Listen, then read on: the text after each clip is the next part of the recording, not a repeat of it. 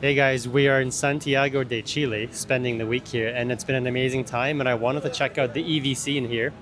It's really interesting too because Chile is probably one of the more developed countries in terms of infrastructure and in terms of financial buying power. So Tesla actually entered the Chilean market.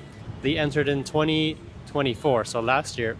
It's this year that they moved into Colombia as well, so they're expanding their their South American footprint. Excuse me.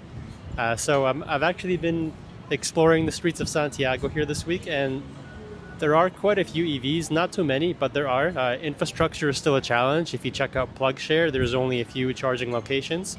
There are two supercharging sites outside of Santiago, which is cool.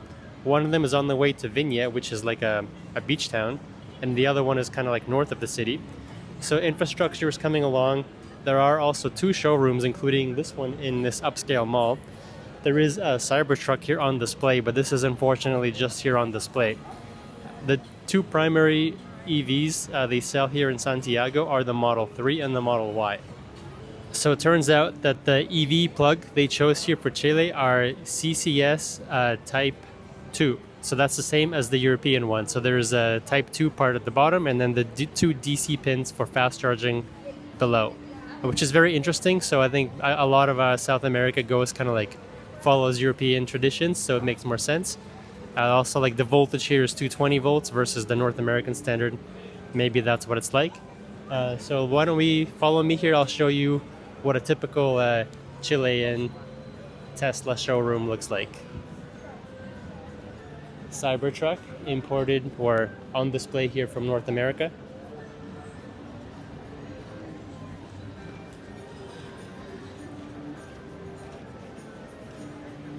So the Model Y is being sold here, and you can see the pricing here. This is 41 million Chilean pesos. You can convert this roughly to $1 to 1,000 pesos. So this is roughly 40. I checked the conversion. It's something like 42,000 US dollar equivalent. So I think actually, like on a world scale, like this is a pretty competitive offer. I know, of course, incomes here might be lower, so it's going to be a luxury car for sure, but it's not marked up by a huge amount like Teslas are in other countries. And also here we have pricing for the Model 3, which is also cheaper than the Model Y, so it's about 36 million Chilean pesos, starting price for the rear-wheel drive lithium, the LFP batteries.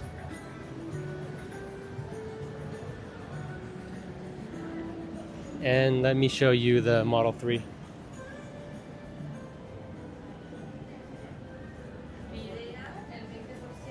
Hola. So if you see the VIN number over here, right over here it says LRW, so that means this is actually a Giga Shanghai car. So I've never actually been up close to a Giga Shanghai car. And first impressions, actually, watch your step here. It's actually very well built, like even the door studs. Like it's more substantially built than their North American built cars that I'm used to. But inside, it's a typical, let me jump in. Very familiar kind of Tesla experience. Everything as you'd expect. And let me pop over the chargeport door. Nobody's there.